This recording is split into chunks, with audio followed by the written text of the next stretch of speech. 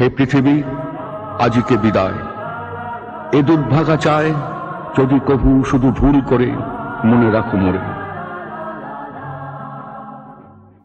এইভাবে চলে যাওয়ার তো কথা ছিল না।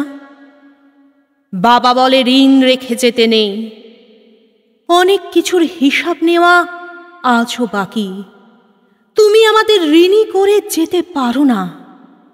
যারা নিজেদের হাতে কালি মেখে তোমার সাদা পাঞ্জাবিটা ছুঁতে চেয়েছিল, যদিও কালিটা জেনেই নিজের হাতেই মেখেছে, তাও সেই হাতগুলোকে তুমড়ে মুচড়ে আজও দিয়ে গেলে না। একবারও কাউকে প্রশ্ন করলে না তোমার ছেড়ে দেওয়া গ্রামে শিল্পের জোয়ার এসেছে কিনা। একবারও লক্ষ্য দিলে না তোমার লাল দুর্গকে যারা আজ নীল সাদায় রাঙিয়েছে, সেই সাদা রং তারা বহাল রাখতে পারবে কিনা।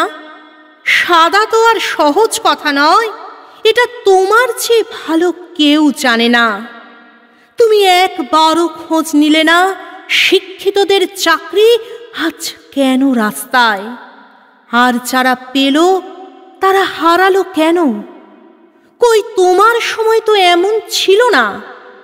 তুমি ছিলে বড় সংযমী, বড় মেপে কথা বলতে, তাই ভুলও বোধহয় খুব কম হতো।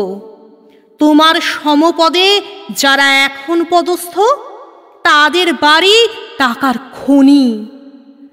তুমি বোকা, এই এক কামরার ফ্ল্যাটেই নিঃশ্বাস ত্যাগ করলে, নাকি এক রাশ অভিমান নিয়ে চলে গেলে।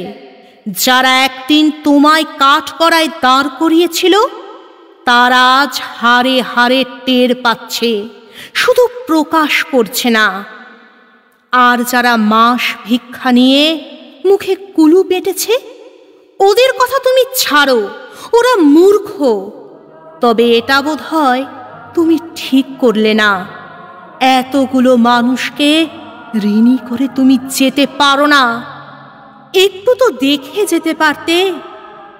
শরীরের নীল রক্তটা ধীরে ধীরে লাল হচ্ছে, তাতে যদি একটু ঋণ শোধ করতে পারত ওরা।